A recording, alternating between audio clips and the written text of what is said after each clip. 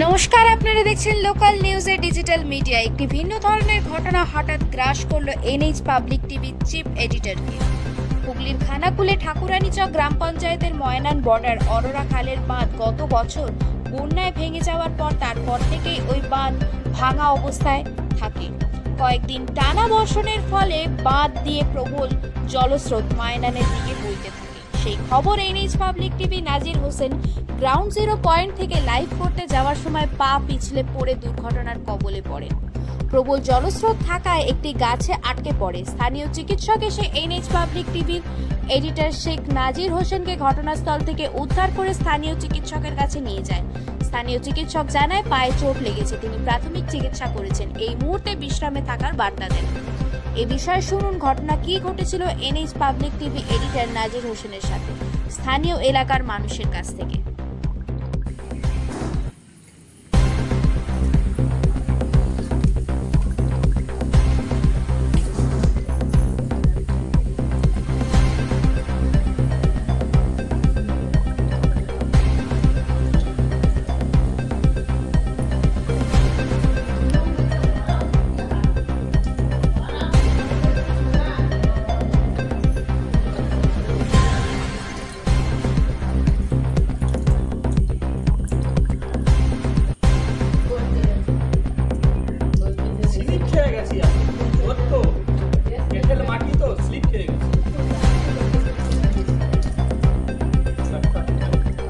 তাহলে আপনাকে কয়েকটা কোশ্চেন করবো। আমাদের মেসেজ বক্সে অনেকেই অনেক কোশ্চেন করছে, জাস্ট দেখে কয়েকটা কোশ্চেনে, বেশি কিছু ই করবো না। যদি 30 সেকেন্ড সময় দেন একটু, তাহলে খুব ভালো হয়। বুঝতে পারছি আপনার পায়ে প্রচন্ড ব্যথা, এই নিয়েই, এটাই আপনাদের জীবন।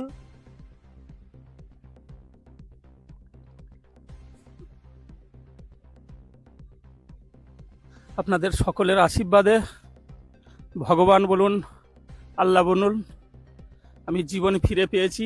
আপনারা আমাকে আশীর্বাদ করেছেন বলে এখানে যে জায়গায় আমি গিয়েছিলাম, হয়তো আমার জীবন চলে যেত কাজকে, কিন্তু সকলের আশীর্বাদ আছে। দেশ বিদেশ থেকে যারা দেখছেন, সকলে আমার জন্য আশীর্বাদ করবেন, দোয়া করবেন, যাতে আপনাদের হয়ে কাজ করতে পারি।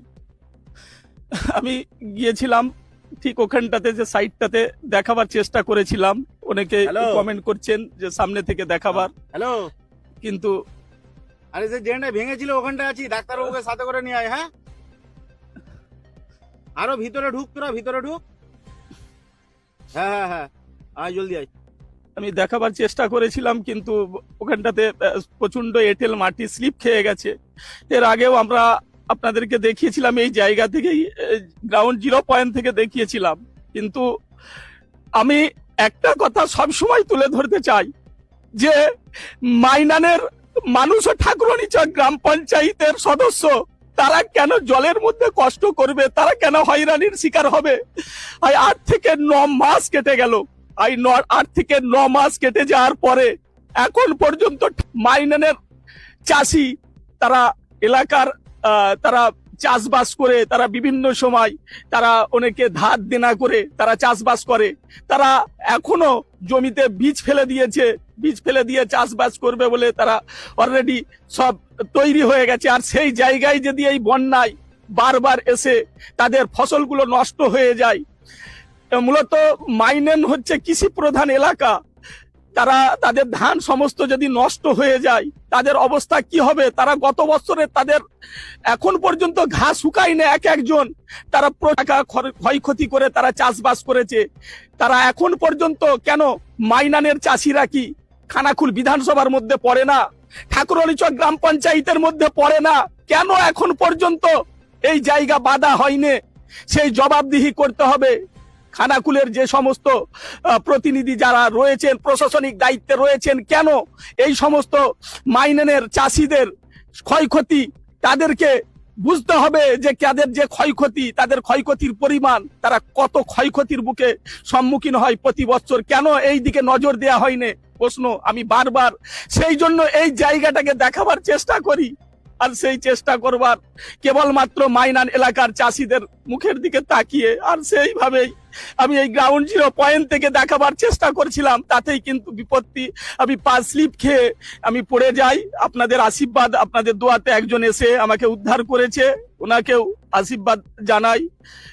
আপনারা আমাকে সকলে আশীর্বাদ করবেন, দোয়া করবেন, যাতে আমি আগামী দিনে আপনাদের হয়ে কাজ করতে পারি, মানুষের হয়ে কাজ করতে পারি। সকলে মানুষের হয়ে কাজ করতে পারে না, কাজ করার মানসিকতা থাকতে হয়। পানি আছে, একটু পানি খাওয়া ওই করে হয়।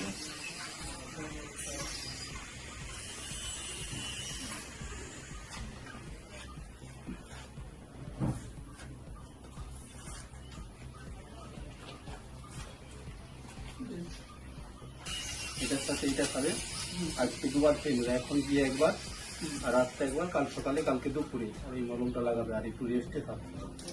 রেস্টে থাকলেই আস্তে আস্তে ওটা রেস্টে থাকবে, কি রিপোর্টিং করবে, করতে আর কি রেস্ট থাকবে? তাহলে অফিস তো বন্ধ করতে হবে তাহলে আজকে। তাহলে বন্ধ তো করতেই হবে, তাহলে কি করে দেওয়া হবে? কি হয়েছে, একটু ফুলে গেছে নাকি? ব্যথা হচ্ছে না? লাগছে। এটা কি এরকম? না খুলে গেছে। এটা মাসলেই চোট হয়েছে। হ্যাঁ, মাসলেই চোট হয়েছে। ওই জন্য লাগছে। করতে হবে না তো। এইখানটা কি আর আছে? ফুলে গেছে।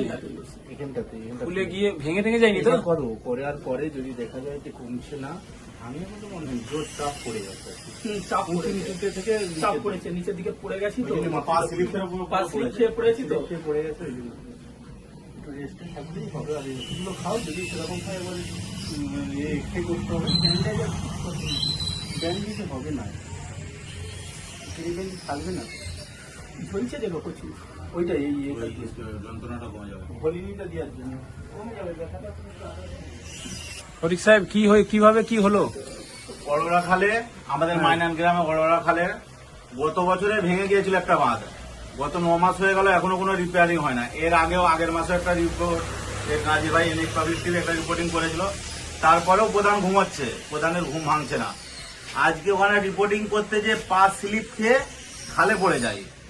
আর ওখানে রেস চলছিল, রেসে বন্যায় বইয়ে নিয়ে চলে যাচ্ছিল। ওখানে কিছু চাষি ভাই ছিল, মাঠে পাট কাটছিল, ওনারা এসে এনাকে উদ্ধার করে। তো প্রধানের উদ্দেশ্য বলবো, ইমিডিয়েটলি ওখানটায় সারাবার ব্যবস্থা করুন। গত 9 মাস কি আপনারা ঘুমোচ্ছেন? আপনাদের এখনো ঘুম ভাঙছে না? সাধারণ মানুষের যাতায়াতের অসুবিধা হচ্ছে, চাষি ভাইদের যাতায়াত করতে অসুবিধা হচ্ছে। চাষি ভাই যিনি তো উদ্ধার করেছেন, তেনাকেও দেখলাম যে উনি ওই গলা হ্যাঁ, উনি তো গলা ডুবিয়ে ডুবিয়ে যাতায়াত ঠিক করছে, আছে, অন্য দিক দিয়ে জীবনের রিস্ক নিয়ে, জীবনের ঝুঁকি নিয়ে। দেখতে পাচ্ছেন যে ওনার পা মোটামুটি ফুলে গেছে। আচ্ছা, ডাক্তারবাবু আসছেন। ডাক্তারবাবু পাটা পর্যন্ত খুলে গেছে বলছে। সেই জায়গাটা ফুলে গেছে।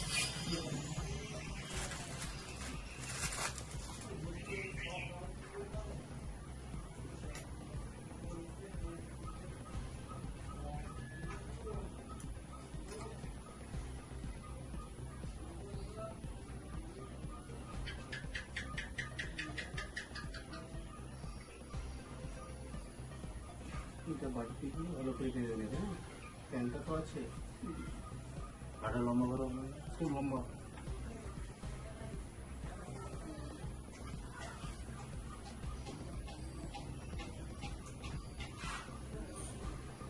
আজ রেস্ট নিয়ে এলো, বুঝলে তো?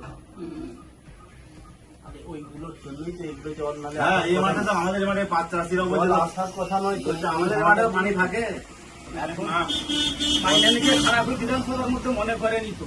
আমাদের এখান থেকে মাটি তুলে নিয়ে গিয়ে বন্দরে বাঁধা হচ্ছে, অথচ আমাদের এখানে এটা বাঁধা হচ্ছে। একটু বেঁধে দিলি আর এই যে ভোগান্তি জলের একটু জল আসার কথা নয়। আচ্ছা, ডাক্তারবাবু কি বলবেন আপনি?